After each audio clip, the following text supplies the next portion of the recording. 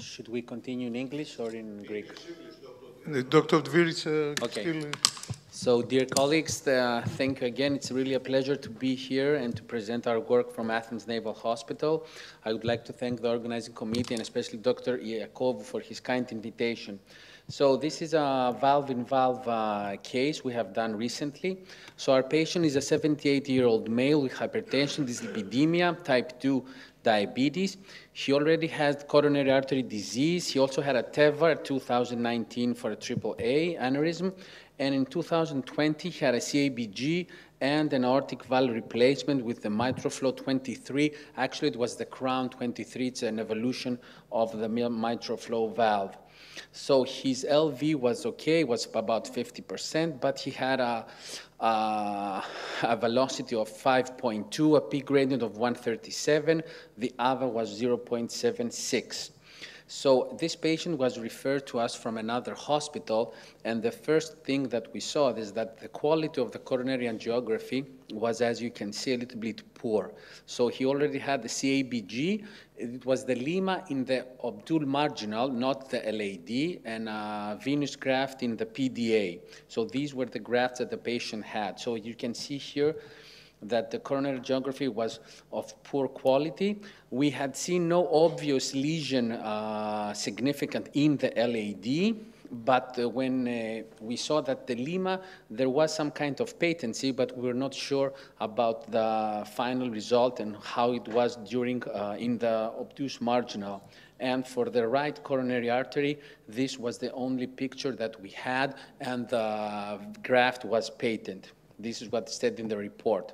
So we did the coronary CT and the CT for the legs. So this is where the results. And as you can see here, the first thing that we had to issue, that we had to resolve, is the height of the left coronary ostium. It was at 6.5.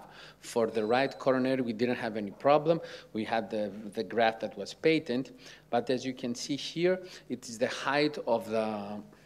As you can see here, okay, here is the graft towards the PDA. This is the implanter's view, and we have here another thing that we had to encounter is how we're going to advance our sheath because he already had a TAVR. So this was the orthography of the legs. And what we usually do in this kind of cases is that we use one larger sheath, and for this especially procedure, we use the Cook 18 French sheath because we do not want to cross the whole graft with the sheath and again to remove and again to advance. So we normally use a bigger sheath and we go through this sheath the introducer system of the valve that we normally choose. So this was from the left, this was from the right, we chose the left. This is again the height, the grafts, and this is the procedure of the setup that we actually use. So we use opioid-free sedation for our patients. We had from the right femoral vein a temporary pacemaker.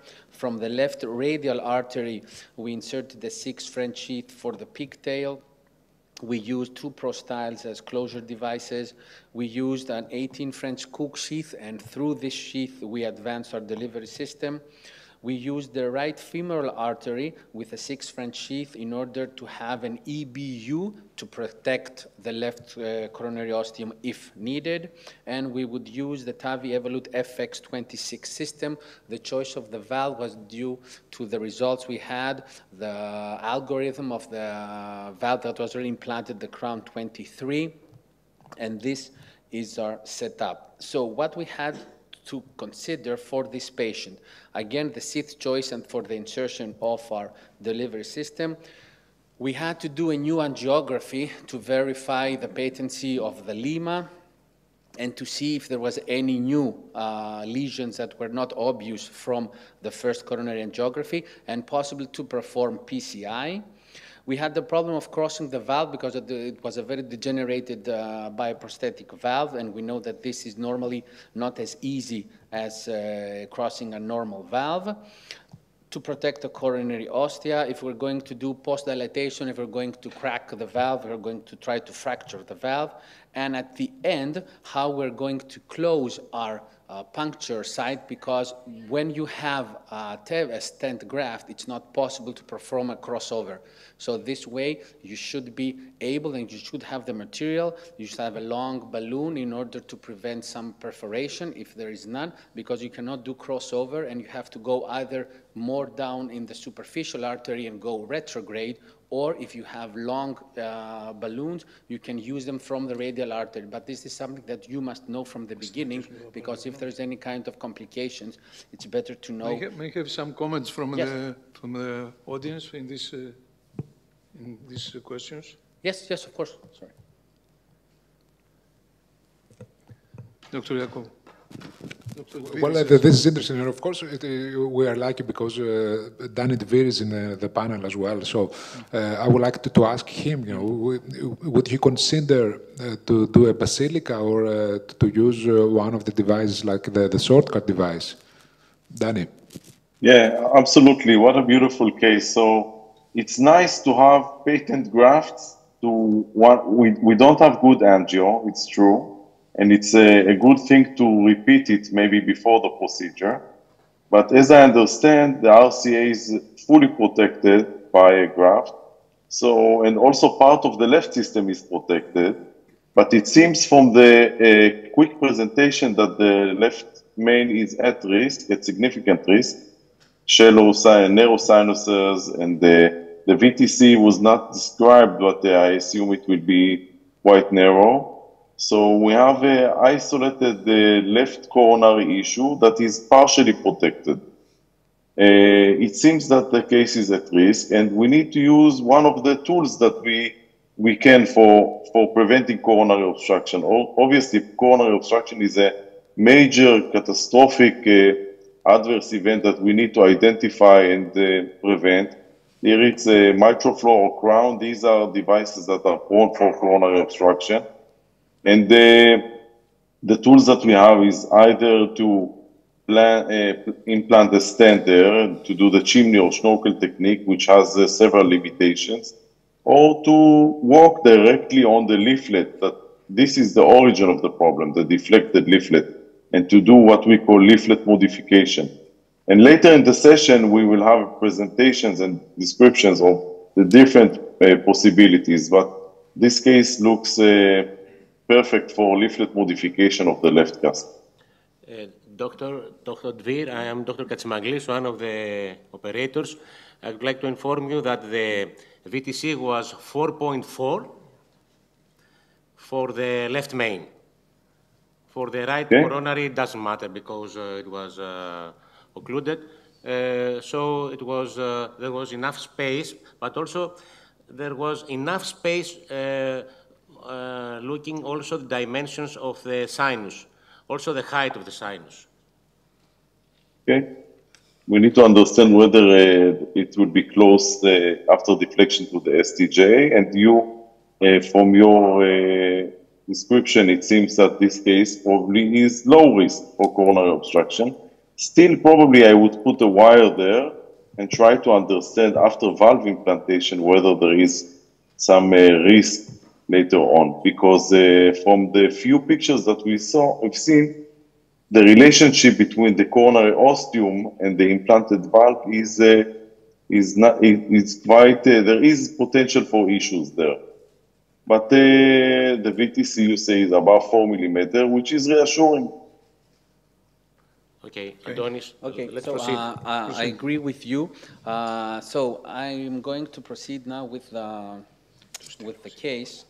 So as you can see, this is where we advance the sheath through the graft, and because we're going from a 9 French sheath to an 18 French sheath, we first insert the dilator, and you can see that we're going to go all the way up through the stent graft in order to, let's say, prepare the artery for the insertion of the larger sheath. But at the beginning, we could not be able to advance the sheath. So we took it out, we again inserted the dilator, But we think that this choice that we made, and we had this choice from the beginning, is that if you have the capability and the arteries are large enough, put a larger sheath, and through this sheath insert the delivery system. It's very important because you will not distort the frame of the stent, and it will be much better. You have a much better success for your case.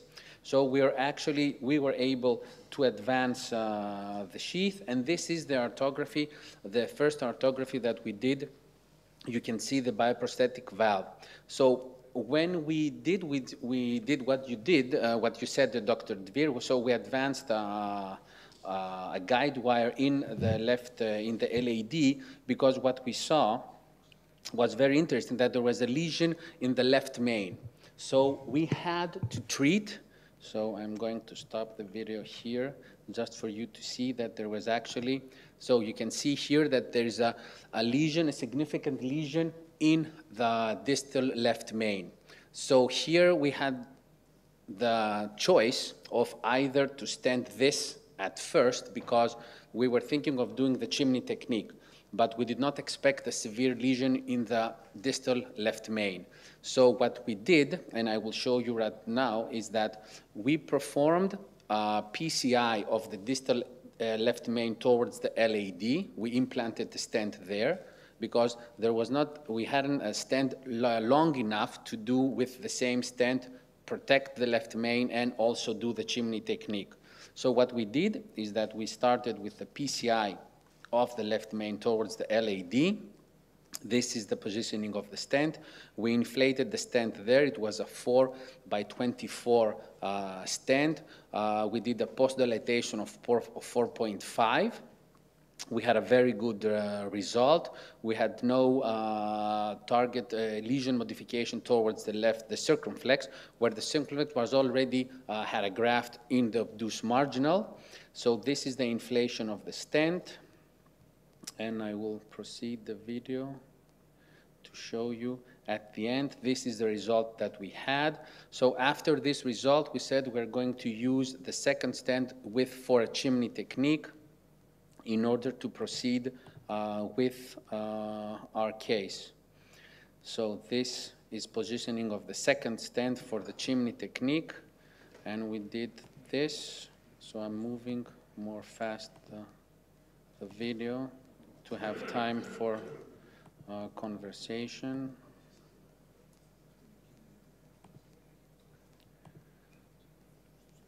Okay.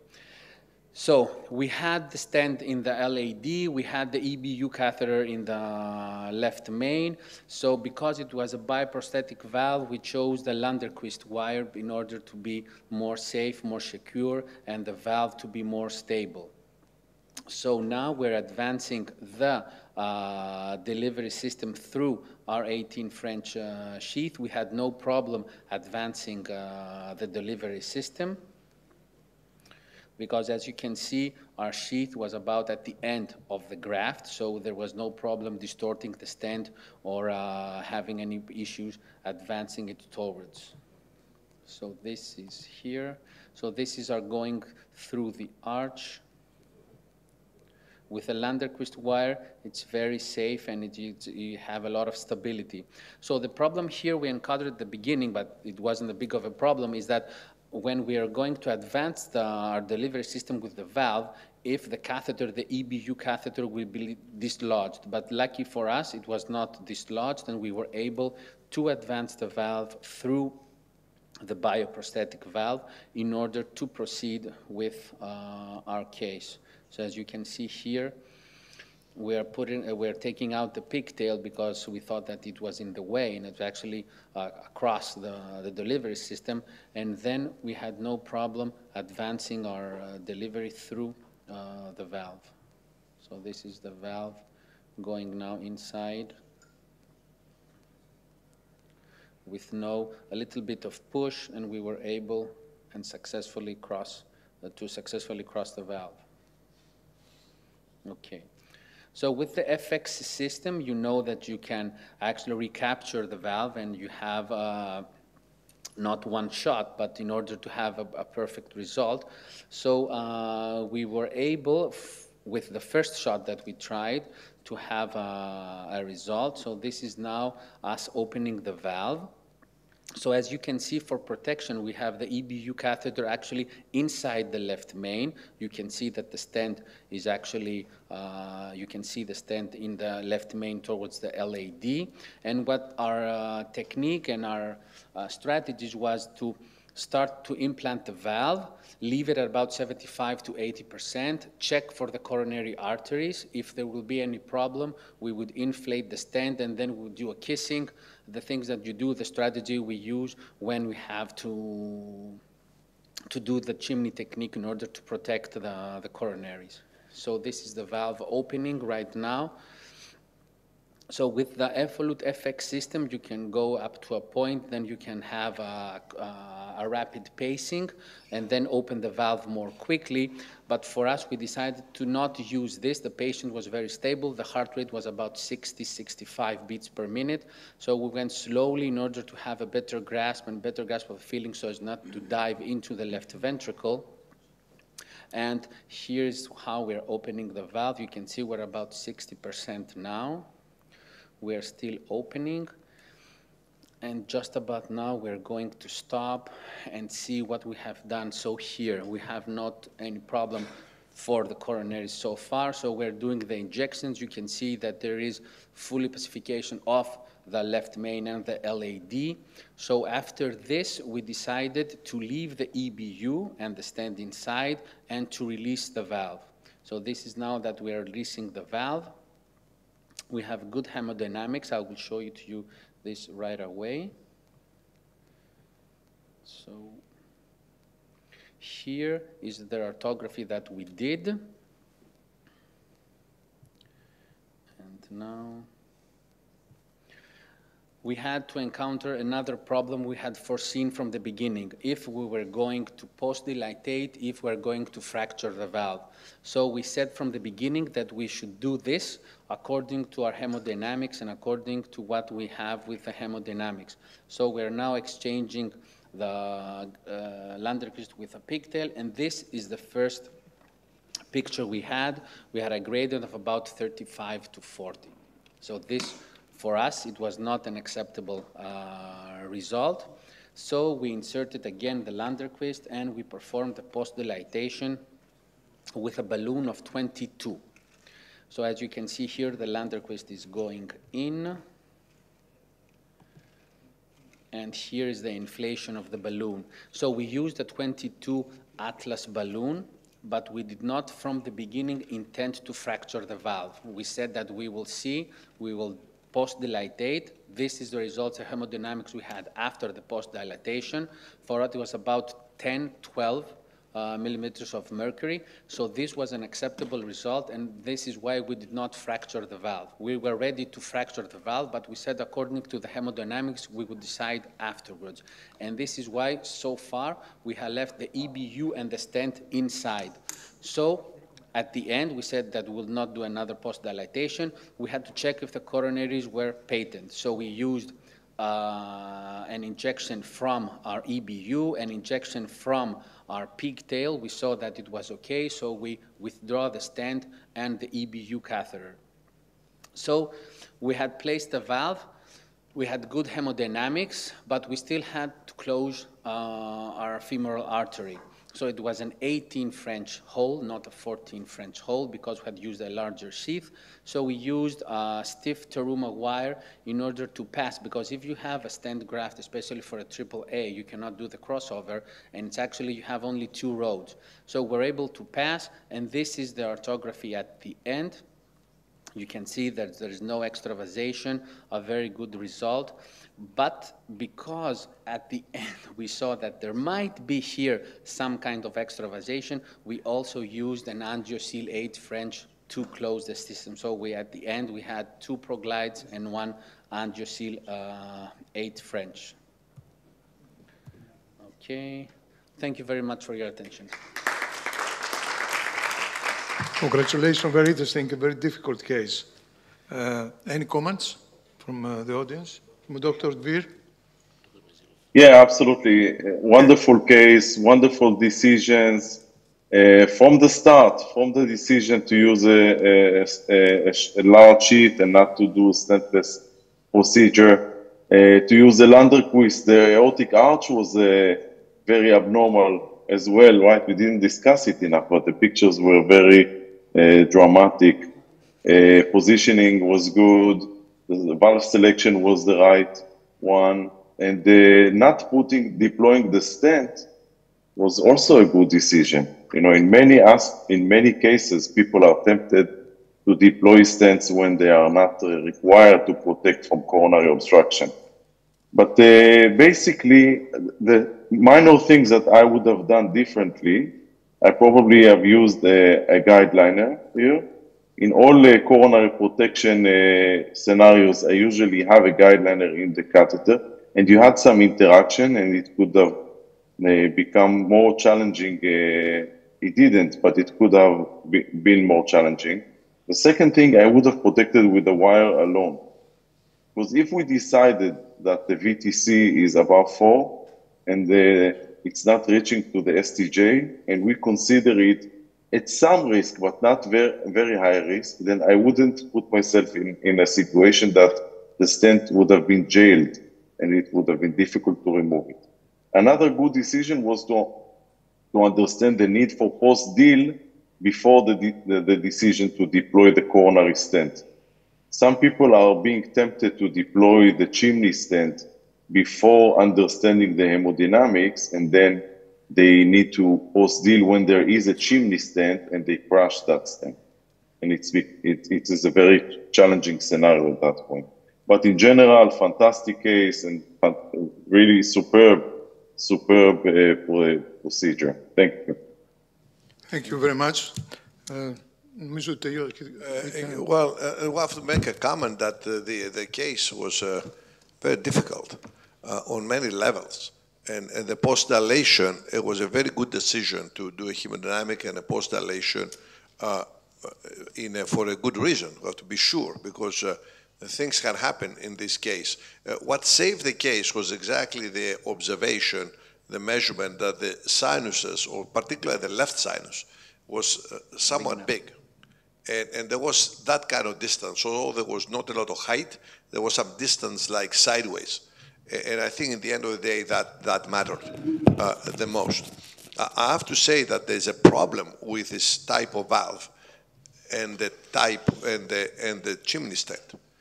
Why is that? Because the chimney looks good now, but it's behind the valve. So it's not really a chimney.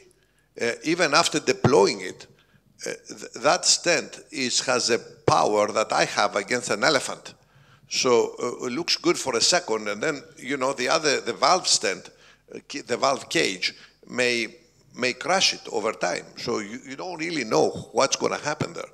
A lot of times we have this technique, and you need to put a stent, then we have it as a bailout, and we take another guide inside the valve, and we try to recross through the valve. So it takes some time, but if you're successful, then the chimney is a true chimney from inside the valve. And then you retract this thing out. So this is more of a bailout chimney. If the patient is crashing, you have to do something immediately. But if not, let's say you wanted to put the chimney, I would not put this chimney in a relatively stable patient. I would go back in from another access, whichever one you want, and try to cross properly through the expanded valve. And of course, you have a lot of guidance. You have wires, this, that, and the other. Then you retract this equipment behind the valve and put the proper chimney. I just want to make clear that if you really want to go with a self-expanding valve, that's how you need to do it. I completely agree. I completely agree. There is a difference between heterotopic stent implantation, which we call chimney, and orthotopic implantation, when the stent is going through the frame in a more physiological way. And when it's not an extreme scenario, it is best deployed through the frame and not lateral to it, for sure. Okay, thank you, Dr. Dvir.